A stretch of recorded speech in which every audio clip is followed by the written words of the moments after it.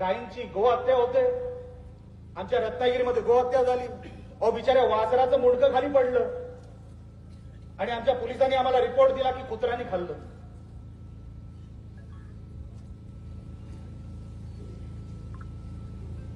विचार करा. तो दिवस आहे, आम्ही आंदोलन केलं, त्याच्यातल्या 4 लांड्यांना आतमध्ये घातलं. त्याच्यानंतर काय झालं?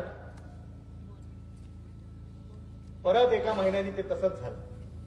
परत एक वासराचं तोंड खाली पडलं, मुंडकं खाली पडलं. अहो हे घाबरत नाहीयेत कोणाला, लक्षात ठेवा. यांना माहिती आहे आपण गर्दीमध्ये फक्त भाषण करणार आणि आपापल्या घरी निघून जाणार आणि संध्याकाळी टीव्ही बघणार आणि सांगणार डार्लिंग हे सगळं काय कसं चाललंय. नाही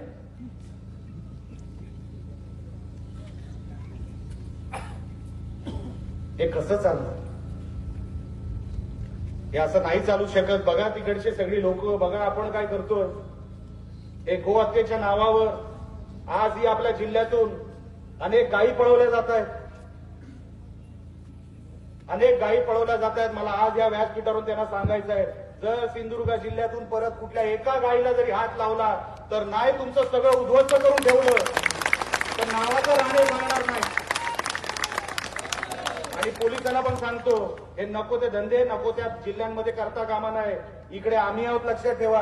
बाकी कुठे काय होतं मला माहित नाही, पण या जिल्ह्यामध्ये परत जर कधी गोहत्येसाठी किंवा कधी कुठल्या गायी पळवल्या गेल्या तर तुम्ही पण तेवढेच जबाबदार आहात. तुम्हालाही उत्तर द्यावं लागेल.